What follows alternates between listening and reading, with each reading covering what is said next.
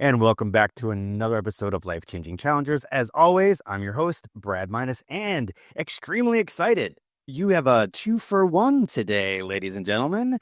We have Craig Bennett and Meredith MacKay with us. They are relationship coaches, and where they got to where they are today is a super interesting story, and we're going to run through that, and it's pretty amazing. And from what I've seen, I am truly honored and privileged to have them on the show today.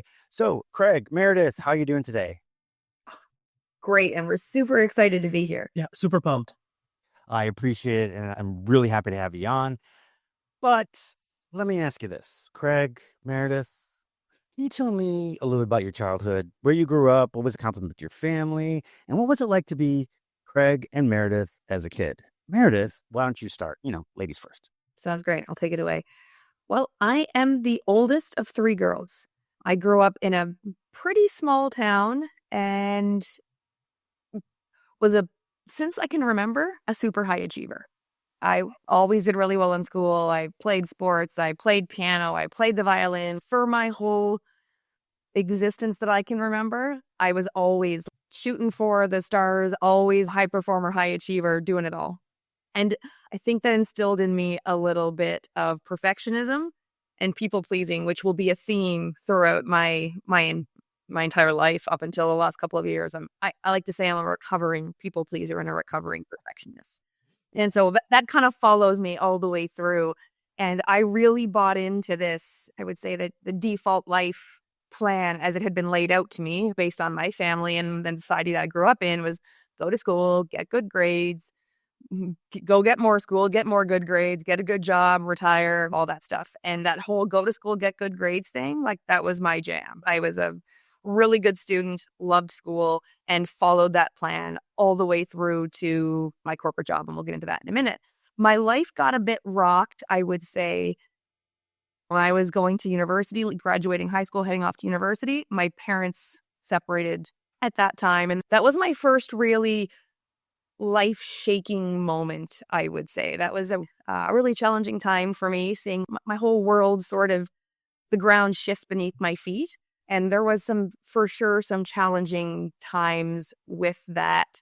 However, I have to give huge kudos to my parents because even through that, we never missed a family dinner. Like we never missed a Christmas dinner, a Thanksgiving dinner, an Easter. None of those big sort of holiday moments, birthdays, none of those big moments. My parents we always had those together. So my dad would come over and we would do family dinner on those big milestones together. So it was a really difficult time navigating the initial separation as my parents navigated that and we navigated that as the kids. And I was, like I said, the oldest of three. So my sisters were a little bit younger than me going through that. But again, I felt really grateful that we never had to split our time, split our holidays between our parents. My parents always worked it out between themselves that we could do our family dinners together. My dad passed a couple of weeks ago, but up until then, we had every single family dinner and family milestone together as a family, even after they were apart. A huge event for me that shaped my view of relationships. I still feel very lucky that they figured that out amongst themselves between the two of them so that we weren't feeling the brunt of that needing to divide our time between them. So that was huge. Yeah, the first thing I have to say is I'm sorry to hear about your dad passing. That's tough. So I guess my question to you is that, so you had two younger sisters. How much younger were they? One is 2 years younger and one is 6 years younger. Did you find yourself bonding with them a little bit more as this was going on? Yeah, definitely. It's interesting through the whole sort of moments like when it was happening, I found because I'm the peacemaker of my family, I was the one who sat back and my sisters certainly had a lot more to offer, a lot more to say during those sort of more difficult moments. And so I actually learned a lot from them in those moments because as the peacemaker, I was trying to not rock the boat, keep everything as smooth for everyone as I possibly could. And therefore didn't speak my mind, didn't share what was inside of me for a couple of months, I would say, after. And that was difficult, but I watched them do it in real time. And I think that really helped me eventually be able to talk to both my mom and my dad and share what I was feeling through their whole separation and how that impacted me. But I couldn't share that right away. I actually had to learn that from my sisters. Well, and that's interesting, especially since you were at university. Now, did you go to university to where you were I was driving local. distance? Oh, it was local, but you lived at home. Yeah. Oh, so you did see it. Definitely saw it. Great You year. didn't see it from afar. Yeah. You give your parents huge props that they were able to do what they said as far as keeping those dinners and stuff. Did you find any tension? The first Yeah. Christmas, because they separated in October. Canadian Thanksgiving is October, so it was around then. And then Christmas being a couple of months later, that first Christmas was certainly awkward. Like everything about it was uncomfortable and new, and like everything about it was different. From the outside looking in, it would look the same, right? We all sat in the same seats at the dinner table. We ate the same food that we would eat every Christmas, but the feeling around the table was certainly very different and awkward. But that was the after that, we hit our stride and things hit that level of normalcy that you're used to. Well, where did you go to university?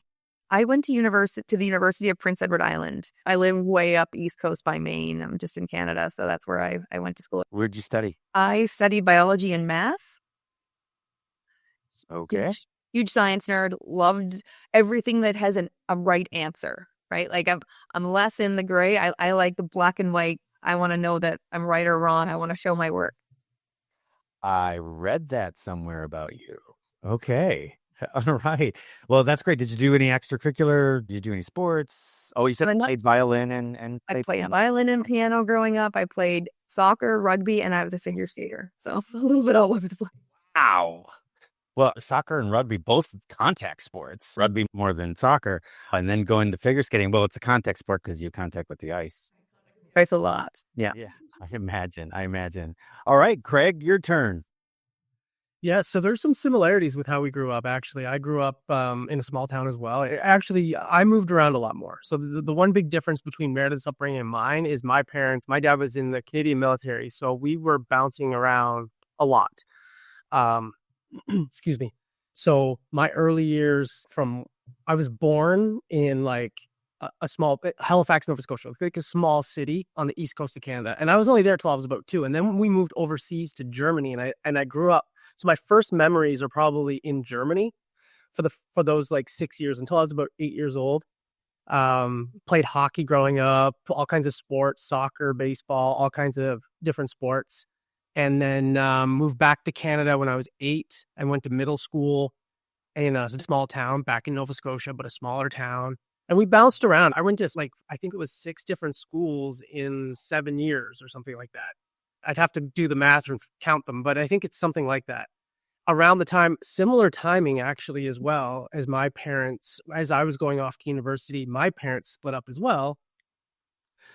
Very cordial, like as far as like a relationship, they as amicable as that sort of breakup can be, similar to hers, but it wasn't quite as like all the dinners were together. It wasn't like that. It was more my dad moved out. They lived separate lives and I was going back and forth, like visiting them separately. So I would see them like, so if I had Christmas dinner, it would be, I'd have one Christmas dinner and then I'd have another Christmas dinner with the other side of the family. So it was a little bit different that way. But yeah, I grew up, I'm the oldest of 2. So I have one younger brother who's 4 years younger than me. And so he was still in high school. Like he still had to go through basically his full suite of years in high school around that time that my parents split up. And so I moved out and I went to university. Actually, I moved back to where I was born, and my dad ended up living there as well. So I actually ended up living with him for a little while. I was going to university. So nice. yeah. What did you study? Psychology. Wow. Okay. Yeah, a little bit different. Yeah. It's starting to make sense here. They say opposites attract. You got the soft and hard science here, and then, but yeah. And did you continue with all the sports in college? I messed around with friends. Like I didn't play on like college teams or anything, but I did do the intramural thing. And I actually picked up different sports. Actually, what I really liked about university was the ability to try different sports that I had never played. So like ultimate frisbee, broomball, things that I had never played. Like when I was broomball's another ice sport. It's probably not something you'll ever see in the United States. Brooms? Yeah, and no skates. No skates. And no skates. Yeah, you have shoes on. Yeah, it's a weird sport. But I still played basketball and soccer and stuff like that with my buddies. So, yeah. Oh, nice. So Yeah, I hear that. I'm an endurance coach. I coach people to do marathons, Ironmans, and ultra marathons. And I went to go run the Grandma's Marathon in Minnesota, in Duluth, and I was in the national headquarters for curling. Oh, very cool. That Yeah, yeah, I we're here. don't understand that sport. Yeah, I'm not the biggest fan. My dad's a huge fan. I'm not the biggest fan of it, but yeah, it's big here in Canada for sure. Oh, that's good. All right. Yeah. So, at what point did these two worlds collide here? Well, interestingly enough, they didn't collide because we were born 3 hours apart from each Yeah, other. they're amazing. Our worlds didn't collide till we moved across the country to the western end of Canada Separately. Yep. And we ended up working basically across the hall from each other. What?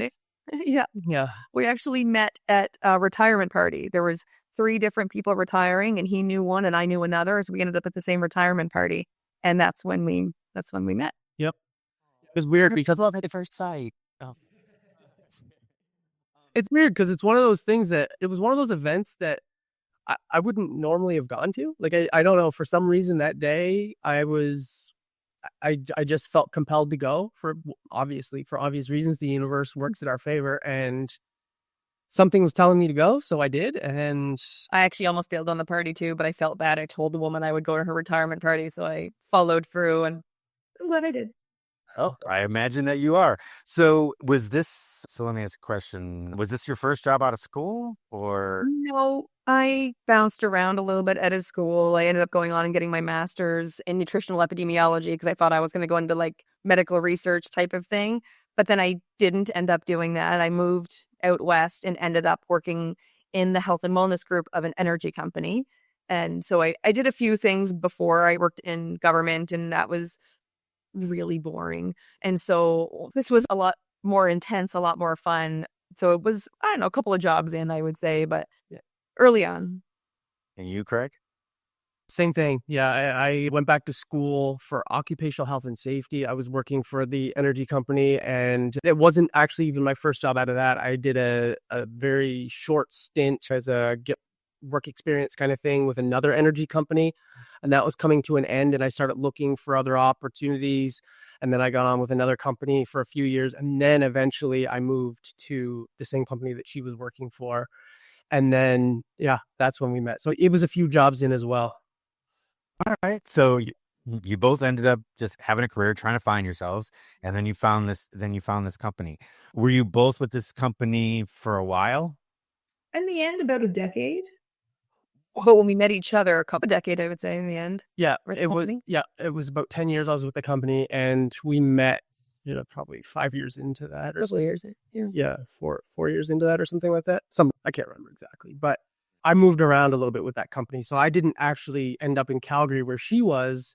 I was actually in this very remote northern Canadian city or town. I guess we'll call it town more than city, out in the where they actually produce the oil and gas. That's where I actually was for a good few years, for like 2 or 3 years, and then they moved me to Calgary. So Yeah. And then obviously you weren't in the same. You weren't. I mean, you both have two different expertise. I don't know. And then but you ended up across the hall from each other, so you were in different groups, so there was no issue with dating a coworker because you were in the same group, so that was good. So how did it grow? Tell us a little bit about how that moved up and then how it flourished. When did you finally decide to get married and all the other good stuff? yeah, so we were at that party, and that retirement party, and we were amongst the last three. We were just like mingling around, and then we found each other in the room, and we were talking and hanging out, and it obviously there was a little bit of a connection there. And then we texted for a little while after that. Go ahead, you want to jump in? Yeah, I got a text. You looked me up in the company directory and sent me a text on my work phone. Yeah, And that's how we started talking outside of the party. yeah, and then we did that for a little bit, and then we met up. It was pretty casual at first. It was not it wasn't, neither of us were, I don't think, really, it was a surprise, let's say, that happened. And so, we just took it casual there for the first couple weeks. And then eventually we went for a date. We went to a hockey game. Obviously. We're Canadian, so we went to a hockey game for our first date. And then from there, it just picked up, and took off. It was the big, because I had been single for the better part of a decade before I met him, and had been on lots of really bad dates. And the big difference for me was from the first night all the way through texting and hanging out, like the conversation just flowed so easily. Like he was just so easy to talk to. There was never any who texted first last time. Like I never felt any of that sort of awkwardness of what am I going to say next? Like the conversation for me just flowed so easily every time we spoke that I was like, okay, there's something special about this situation here. I tend to find that same thing. Even like I end up texting with a coworker or something, guys, it's even like that starts to roll. And you're like, you get that and you're like, oh, this guy could be a really good friend. It's the same thing. And then of course with the opposite sex as well. And you start to really go, and it's just like, before you know it, it's that teenage thing where you're on, well, I didn't grow up with an iPhone or any of that stuff, or a cell phone even. But now it's like you start having these text conversations, and before it's like 5 hours have passed, you've got like 17 pages of freaking stuff going on over and over again. You're just like, where'd the time go? But I can imagine that's exactly where it was for you. How did it work out for you? Yeah, we moved in before we decided to do all the other stuff down the line of getting engaged, getting married, all that stuff. Okay. It actually happened pretty fast, Yeah. I would say. Yeah. It's funny because we've never really reflected back on this until this moment. It's interesting because at work, there was a really big forest fire, a really big fire up around our company's operating sites. And he was working as a emergency, not responding to the fire, but like we had like a command center in Calgary, like at our headquarters, dealing with this emergency. And he was working at that like 24/7, basically on shifts. I would have to come in at weird hours just during this time because it was a 24-hour situation. So I would come in on nights sometimes. And so because I was doing that, and I lived further away from the office, and she had a condo relatively close to the office. I started crashing at her place, and he never left. And it just happened that we live together now. Oh, there's again, the universe has dealt you a hand, and you went with it. I love that. Yeah. Absolutely love with it. So how long were you guys together when that happened? Oh, no, when we moved in together? Only, yeah, like not even 6 months, probably about 5 months or so. And then, yeah, it went so well that we were like, let's just keep this train rolling. And then so we did that for a while. And then, yeah, we've lived together since. Sold my place, all that stuff. And then we ended up moving from Calgary further east to another office. So I got a different job, and they moved us further east. And then that's when we got engaged and got married. And then, long story short, I guess, the company eventually was doing some, restructuring. Yeah, restructuring, and decided that they wanted us back in Calgary. So take us back to where we started. And it was at this point that I was starting to get a little bit disenchanted with my role in the company, my job. I wasn't feeling fulfilled. Similar with you. I was more fulfilled for sure. Yeah, it was a little bit more me, and I was just not loving the job anymore, the career. And so when they said, we're going to move you back, or if you don't want to, obviously we can't force you, but you have a job back back west. And if you stay here, then you don't. And so it was decision time. And for the record, that was not even 12, I think it was 10 or 11 months after we had moved. They moved us to Toronto, and then 10 months later said, actually, we're closing this office. Can you come back? Yeah. So we hadn't even been there a year. It had only been about 10 months when they made that decision. So it really threw us for a pretty big loop at that point, that we were just getting settled. My sister lived around the corner. We were really enjoying this time. Like, it was just skirts of Toronto, and we were really enjoying settling in there. And then it was like, actually, never mind. Want you back. Come on back. So that was kind of... It was like the universe again operating in our favor. And it was just a flashing sign that said, exit here. Mm-hmm. And so that's when we started to really realize that, start thinking and considering other options. Like, is there maybe a different way we can do this? Like, do we really have to do the 9-to-5 corporate grind? Or can we because this isn't my passion. This isn't what's on my heart to give back to the world. Like, is there more here? Like, what else can we do? And so that's when we really started to think about other options other than the kind of the corporate 9-to-5 grind. And we ultimately ended up deciding that we're not going to go back west. We're going to figure out how to do this differently and do something that actually more aligns with what's on our heart to give back to the world. And he says it like we just made a decision. Oh, it wasn't easy. It was a very difficult decision. We hemmed and hawed and went back. It was very stressful. But ultimately, we went for a walk one day and we just listened to our gut. We just were talking it through on a walk. I remember it was like a nice fall evening and we were going for this walk and we just started thinking about it and talking about it. And we said, it doesn't feel right to go back. It doesn't feel right to stay in this. We aren't exactly fulfilled. I don't know what we're going to do yet, but it just feels right to leave. This feels like the right time to leave.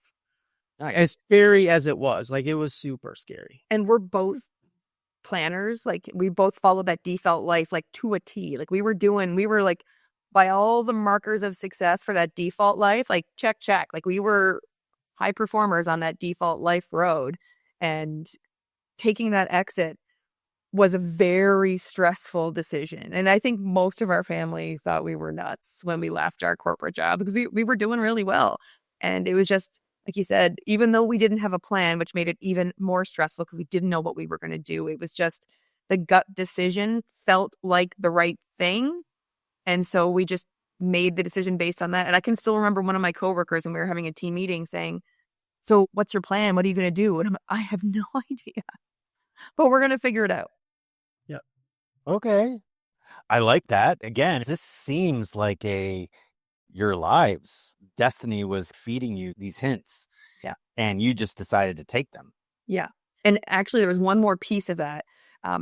During this whole stressful decision time, my dad was diagnosed with cancer. And we thought so this was 2020. We thought it was going to be his last Christmas. So we drove 17 hours home to where I'm from to spend Christmas. And then he got diagnosed with another cancer, which ended up being fantastic news because that was the cancer that had spread. And that was actually like a better cancer. And so that really helped us gain perspective on life. Like our parents aren't getting any younger. Craig's grandmother is healthy as a horse, but she's not getting any younger either. And if we move back, like the company wants us to, we are further from almost all of our family, and definitely from all of our parents and grandparents. And when we're living out west, we see them for a couple of days a year at the most. And so Dad being sick gave us the perspective we needed to make this really big decision. And then we made it. And actually, Dad, his health turned around 180. He was very healthy. His cancer was gone for the next 3 years, 4 years. 4 years. And we mentioned in the pre-interview, he passed 2 weeks ago, but he was only in the hospital 10 days before that. Like because we made that decision, we had these last 4 years with my dad that we wouldn't have had otherwise. So to your point around the universe really working in our favor, like that was a pretty enormous universe shot in the air. Yeah. Are you sure he had those 2 diagnoses of cancer? Did he just want his little girl back? I don't know, man. No, absolutely. All kidding aside, I know what happened. But wow, that's obviously, like you said, destiny was calling you. You found the footsteps, you took them. So what did you end up start doing? Now you both don't have you don't have jobs, and I don't know what it's like. I don't know what it's like in Canada. I know what it's like here.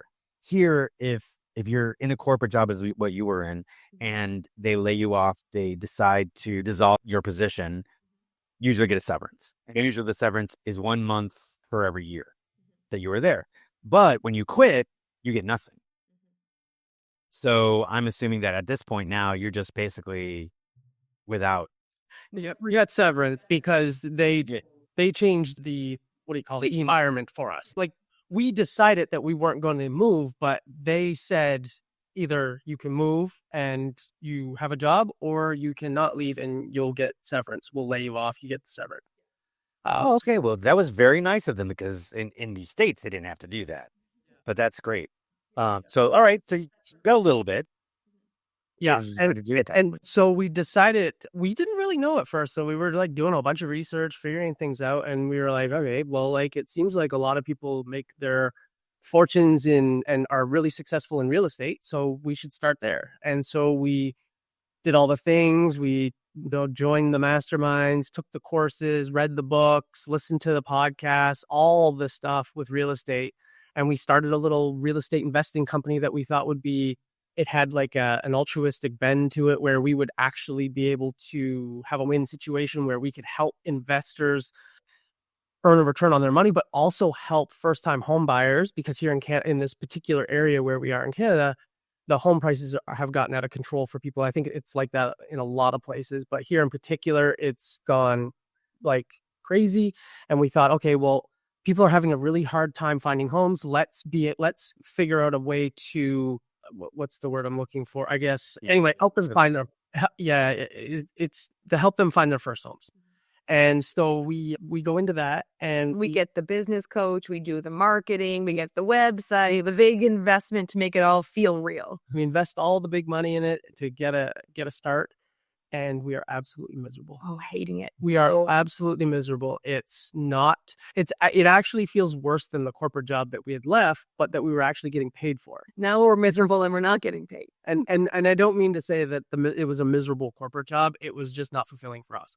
And yeah, so then we start this company, and it's like, oh man, this is not what I want. And so we quickly, occupational health and safety starting to sound pretty good right about yeah. And so we're like, what are we doing here? We had a heart to heart, like we had a real sit down conversation of like, what are we doing here, and what's our plan? Like, what are our next steps? Because this isn't for me. And we had to have that conversation because it was starting to impact our relationship. Like up until this point, we'd been rock solid. And now that we're both so miserable trying to figure this out, we're taking it out on each other. Yeah, we're starting to snipe at each other. Sniping a little bit, which is just not us. Our relationship has historically been a very big strength for us. And when we started to see that was happening, it was like, okay, no, time out. We're going to nip this in the bud right now. This is not happening. And so we just hit pause, and we said, let's just go figure out who we are. Because up to this point, we had not done the work to figure out who we are and what we actually want. We were in such a rush to leave our corporate jobs and to replace that corporate income that we didn't actually sit down and map out what it is that we actually want and who do we want to become and what do we want to have at the end of the day. And because we didn't do that, we ended up creating a business that was completely opposite of the life that we actually wanted to have. It was not aligned in any way with how we would like our life to be. We had started a business that was completely counter to what we actually wanted our life to look and feel like once we sat down and thought about it. And so we ended up closing that business in 6 weeks, like start to finish.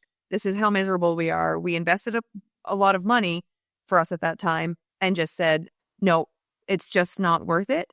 And so we stepped away, and then we spent the next 6 weeks actually in the southwestern United States. Like we hiked in Utah. We went to Arizona to visit his dad. We did just a road trip to California. We just did a road trip around the southwest United States and did a little bit of, we went to a couple of conferences, listened to some audiobooks, and started actually doing the work to decide who do we want to be and what do we want our life to actually be like.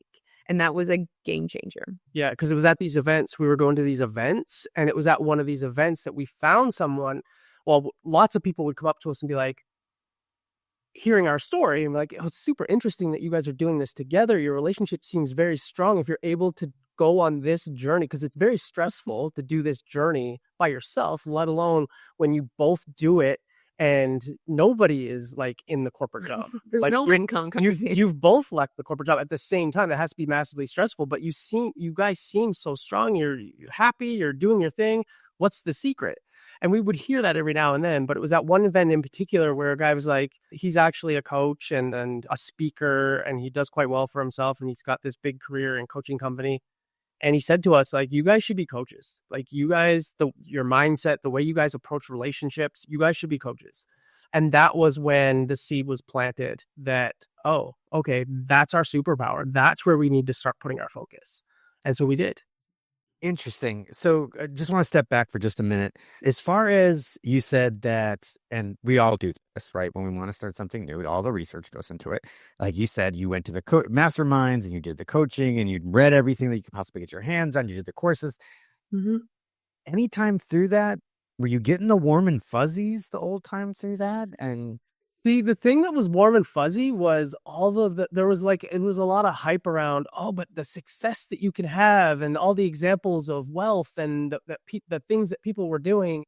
Not to like, there was a lot of work that we didn't do, and that's on us. But there's also a lot of smoke and mirrors out there if you're not careful. Right. yeah. Yeah. So I'm not saying that we were duped in any way. What I am saying is that that we were looking at it through rose-colored glasses as well. Yeah. And so, yeah, I think there were moments of, is this right for us? But it wasn't like, it didn't feel like the universe screaming at us to get out. It was a whisper of, are you sure this is for you? And we ignored them. And I would say we were a little blinded by the feel-good nature of what we were trying to do. Yes. That we didn't actually run the numbers objectively. Like, do the numbers actually? Because we had a business coach who had done this exact same business model in a different city, and according to him, did exceptionally well with it. And so we were, blinded by the feeling of giving someone the keys to their first home and how good that was going to feel. And so we were a little bit blinded by the feel-good side and didn't do our due diligence on, are these numbers actually going to work in this new place with these new demographics and these new home prices and all this stuff? And no, it turns out they're not. It turns out when you really sit down and do the real, like, I think we were being a little liberal with some of the numbers in hopes of forcing it to work. But when we really sat down and looked at it, it's like, no, this isn't going to work. The numbers here, you're never going to be able to get them the home at a low enough price to be able to get them one at a price that they can afford, and also get the investors a return. It just wasn't. Yeah. And so, go ahead. Yeah. Oh no, I was just gonna say, well, first of all, I got to give you kudos because you did do everything possible to do the right thing because you're putting other people first. I always say that one of the strengths that I do have that in the back of my mind, is a saying that it's so that I might be of use. Mm-hmm. Yeah. Right. Yeah. And for me, it's like use of other people. And I completely understand it. I can definitely see what you're talking about. That first set of handing them the keys and walking in the door. For me, it was the same thing. I did my first clinic, a running clinic for people that had never frickin' run a frickin' yard in their life. And 8 weeks later, they ran a 5K and they came across the line and gave me big, giant hugs. And they're just like, oh my God, this was so much fun. This was a blast. And that for me was, okay, you're in the right spot. You're doing what you should be doing. These people, they're in better shape. They've dropped pounds. They're happy. They're starting a lifelong commitment to health. I'm like, yes. I'm like, that's where I need to be. And you tried to get there. So that I have to give you huge props for. It wasn't about, hey, I just left these great paying jobs. I need something to replace it. Let's just find out what that might be. And let people be damned. You're like, no, we're going to figure out a way to do it and put yourselves of use to a service that's going to help other people. Yeah. I get that. And I totally get that because like you're talking about the prices of homes. Yeah. Down here in Florida, we have no idea what you're talking about. I'll give you, for instance, now there's obviously a change in USD versus CAD, but so I live in an area. And when I first got here and I first bought this home, lots of bear. Like there was land around, no one really used it, or it was like dilapidated homes and stuff like that. And now all of a sudden, there's $700,000 homes 2 blocks from me. 2 blocks west of me, I've got over the last 5 years, 1, 2, 3, 4, 5. They're apartment buildings. Mm-hmm. Huge, like apartment buildings. A 600 square foot studio apartment right down the street from me. And I do not live in a high income area. $2,650 USD per month. 600 square foot apartment. That's wild. Yeah. And that's not, well, water and sewage is included, but that's not electricity, that's not cable, that's not internet, that's not cell phone, that's not nothing. You know what I mean? It's crazy. It's nuts. And like I said, just 2 blocks away, those houses at the bottom, at the base level, are $700,000. So Yeah, real estate's gone wild. yeah, it's definitely going crazy. So I'm glad you got out of it with your lives. That's great. But let's move it back into the coaching, which is what you're doing now, which is so fabulous. What did you do to start moving into this, or was there something before you decided to do some of this relationship coaching? No, I would say like, when we decided to go into coaching, we got a coach and we joined a community because I think that's one thing I really didn't consider when you leave the corporate world and start to try to become an entrepreneur. It's a lonely road. And even though the two of us are doing it together, it's still lonely. Like you still need like the community around you of people who understand, they don't not all have to be coaches, but they're trying to do something different. They're trying to build their business some way, somehow, in some area, and understand what it's like, understand how hard it can be, how isolating it can be, so that you feel like you have a team around you, even if you are trying to do it by yourself or with your partner. And so those were two really important steps. That trying to be an entrepreneur is hard, like, period. But there's an easier button. It's still hard, but it feels more doable when you've got some people around you that can support you. And so getting the coach and finding a community that can support was a game changer for us. I was going to say especially in the beginning, but really always. Like you really do need that support all the time. And so that was the first thing we did. Yeah, I think to your point, like it can get, when those tough days come, it's nice to have someone that can say, look, it gets easier. Like, this is my experience. This is what I went through. Here's how I dealt with it. Mm-hmm. Having a community of people who can show you the watch outs and can give you a pat on the back or pick you up off your back when you fall down or whatever. It's critical to have that support to just keep you going and keep pushing through.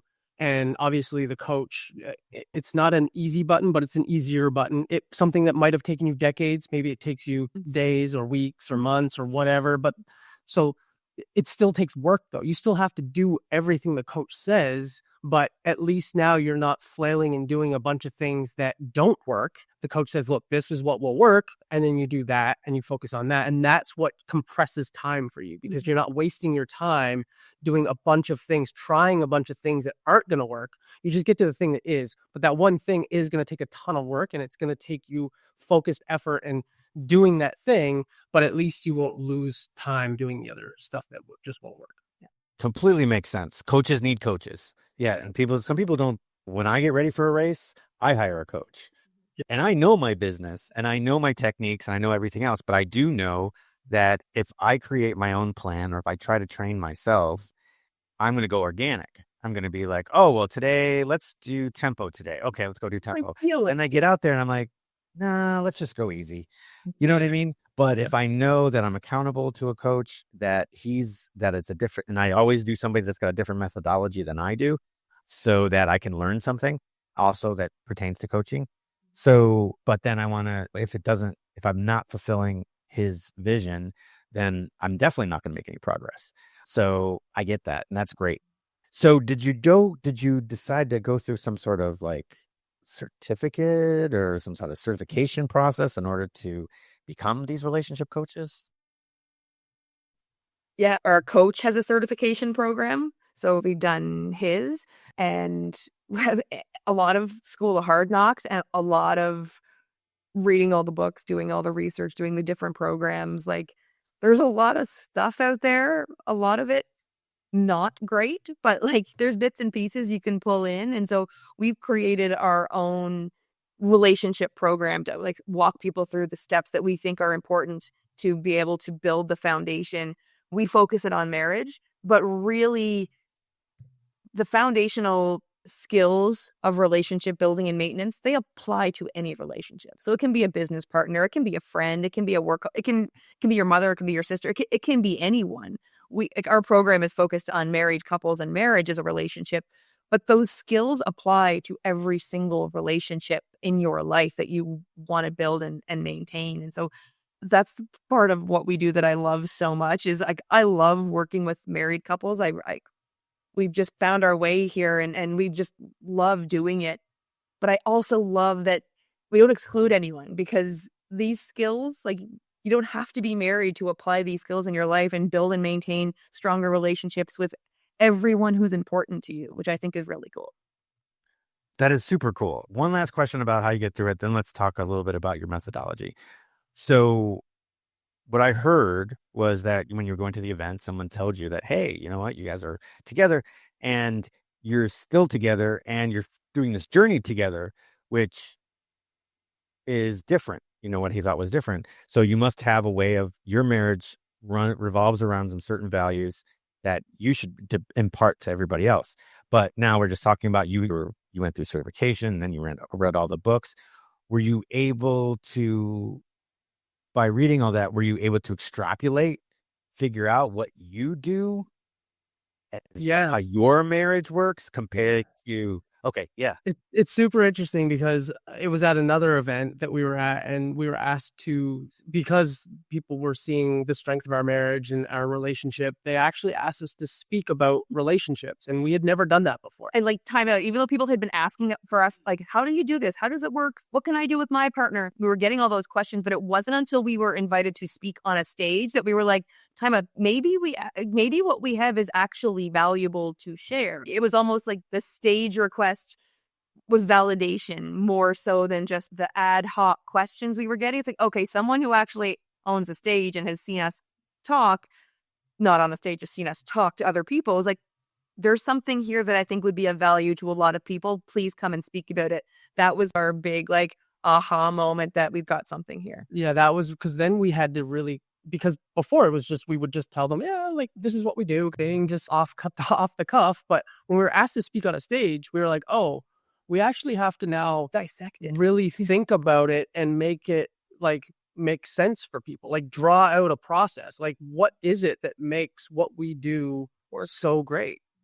And so that was the jumping off point. And so through that talk, we basically built out all the important things that we think are important for a relationship.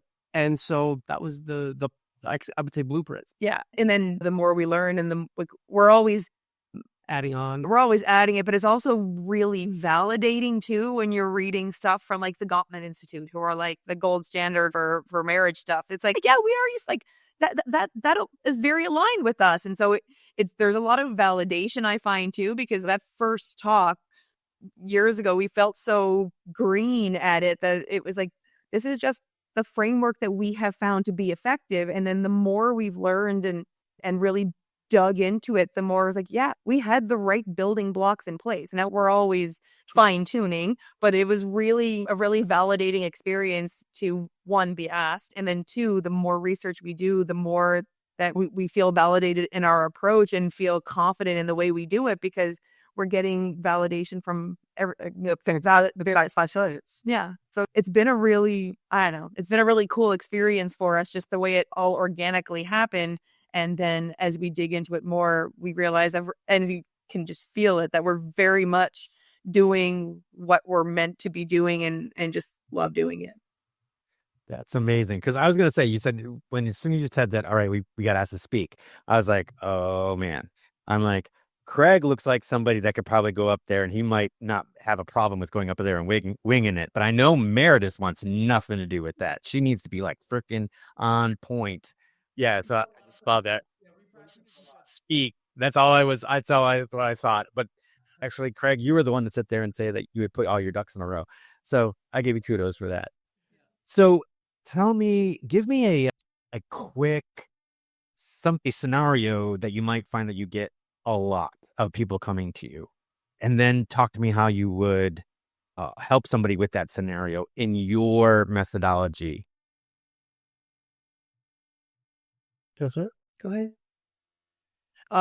So recently, dealing with, like we get, and this is something that happens frequently. It just happened that we talked to someone about it this weekend, but is inappropriate. No names. No names. Yeah. That's the scenario there. 31 names. Yeah.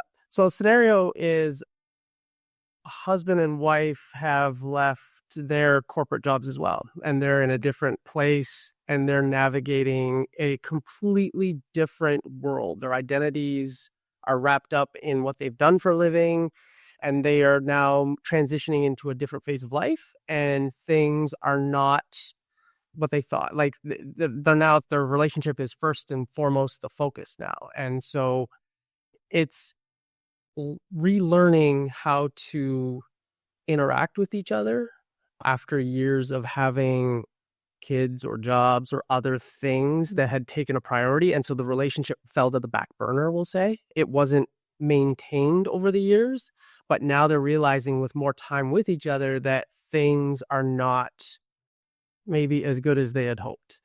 And so there needs to be a refocus and a reprioritization of the marriage. And it's really about focusing on 4 things. And one of them is the focus on yourself, because yourself, the one relationship you have from start to finish all throughout your life is the one you have with yourself. And I don't think it gets enough attention when it comes to when you look at solving relationship issues. We need to solve the relationship with the person you have in the mirror first and foremost. So that's the number one thing. Because everyone wants to jump to the communication, the trust, the intimacy. Everyone wants to jump and fix those things. But before you can jump and fix those things, you got to start with fixing the relationship with yourself, because I think it's Brene Brown who says it. And I repeat it ad nauseum, because you can only receive love to the degree that you love yourself. And so that relationship with yourself needs to be the focus first, so that you're open and able to receive the love from your partner. And so I agree with Craig. It doesn't get nearly enough play when we start saying, like, there's something feeling broken in our relationship, like we're feeling disconnected. We've not prioritized each other for a long time for whatever, kids, jobs, all the things.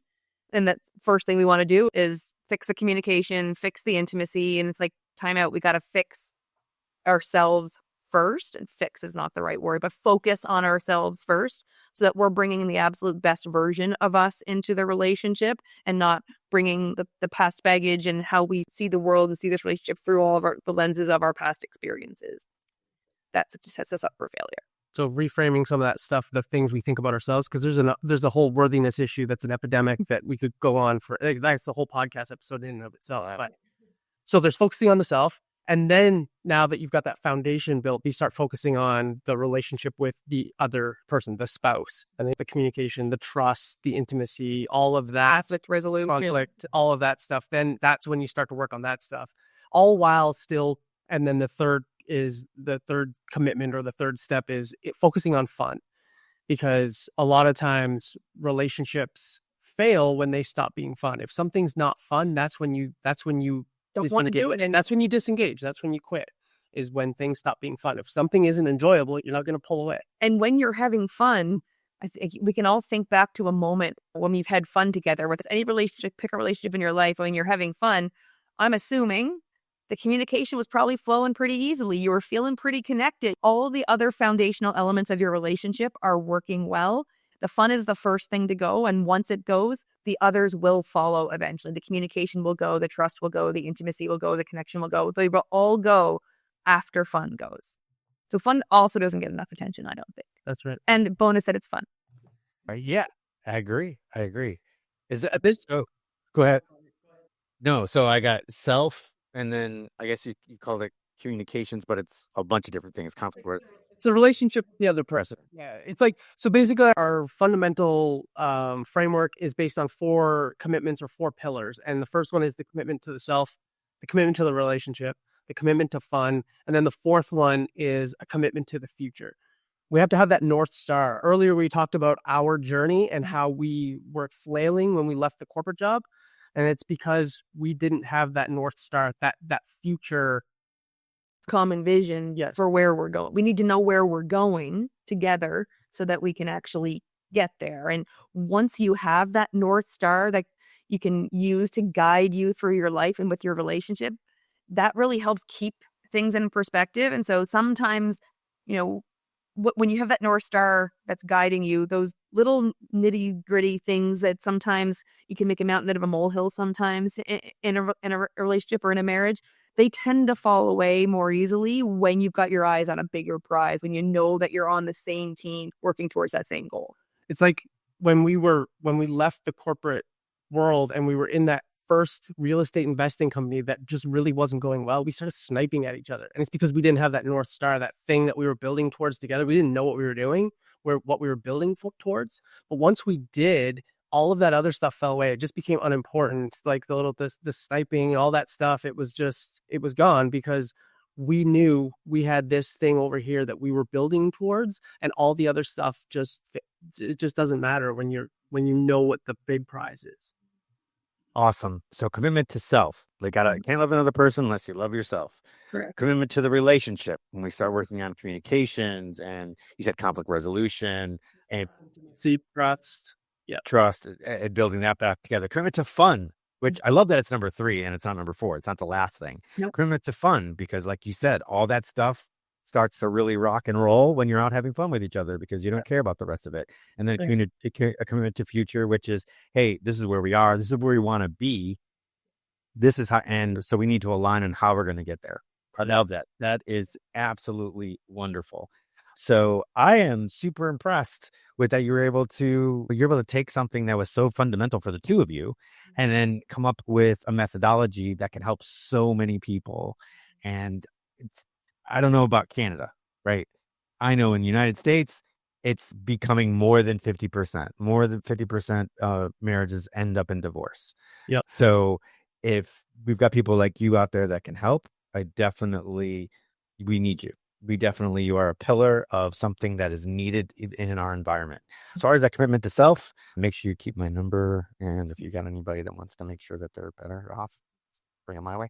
And so, as part of our commitment to self, when we're doing our work, we started running was a big game changer for us in this whole personal growth journey. Yeah, it's been huge. Yeah, definitely. Ran a couple marathons now. Something. Nice. Yeah. And actually, a buddy of ours who was significantly overweight and couldn't run 100 meters. I guess I don't know what that is. I don't know what that is. And you guys use meters. Yeah, running.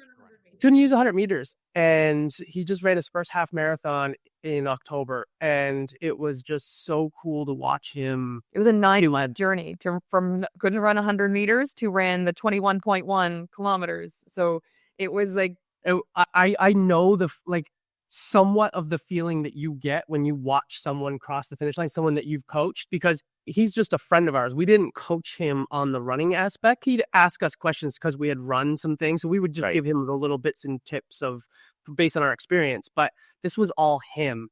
But still, to see him cross the finish line and hug his daughter, having lost nearly 100 pounds and running a half marathon, it was just like tears. It was very emotional. Tears. It was so cool. It is like nothing you've ever experienced. As I started going through the coaching, it was like, when I was still competing a lot. I don't compete as much. I still compete, but I don't compete as much as I did.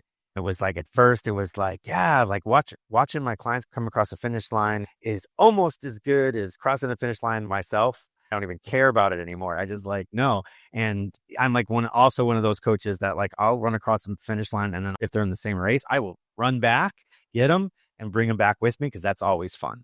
That's the next best thing. The next best thing to watching them is crossing with them. Yeah. It is a high that you can't get from anything that's not organic. It's absolutely, I can't say much about it. That's why I love it so much. But so let's wrap this up.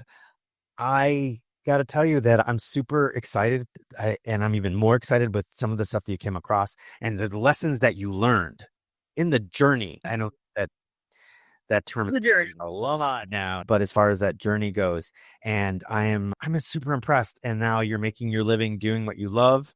Are you still in Toronto? No, we moved back to where I'm from on the East Coast, Prince Edward Island. Okay, awesome. I've been just to a few places in Canada. I've been to Niagara, I've been to Edmonton, I've been to Toronto. So unfortunately, none of the other places. I hope to get there soon. But usually, Summer. oh, Okay, so we get it.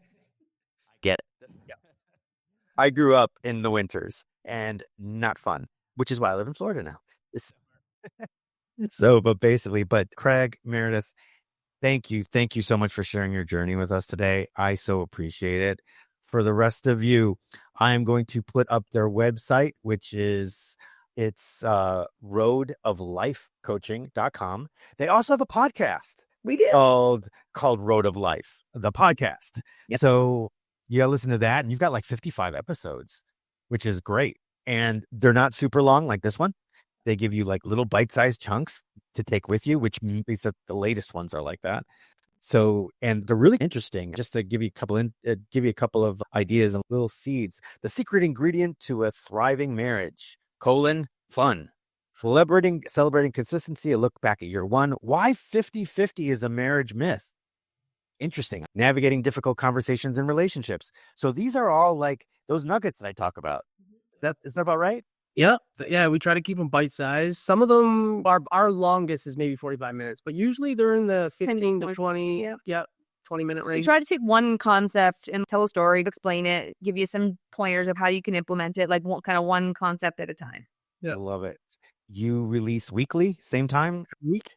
Every Thursday. Yep. All right. So you heard it here, folks. Thursdays, you can listen to new episodes of the Road of Life podcast. So starring on our own Craig and Meredith right here. But so definitely check that out. You can get that on Apple and Spotify. You are both active on YouTube, Facebook, and Instagram. Yeah, we share an Instagram, and we've got the Road of Life on YouTube, and we've each got our own Facebook group, but we've also our Facebook page, but we also got a Facebook group. Excellent. So I will make sure that all those links are in the show notes so that you can take a look. And if you decide that you might resonate with Craig and Meredith, that you can go ahead and take a look at that. And if you check out their YouTube, make sure you subscribe, like, and hit that notification bell the next time that Craig and Meredith drop an episode. And of course, the life-changing challengers with YouTube. If you happen to be looking at that, then hit subscribe, like, hit the notification bell so you always know when the next life-changing challengers episode drops. Also, if you're listening on Apple or Spotify, please go ahead and review it. If you love it, say you love it. If you hate it, tell me you hate it. If you're somewhere in the middle, great. All I want is feedback. Everybody wants you, hey, drop us a good review. No, I don't care. I want to know how I can make this better. So if that means that you got to give me the hard talk, the tough love, do it, please. And other than that, everybody, thank you for listening, and we will see you in the next one.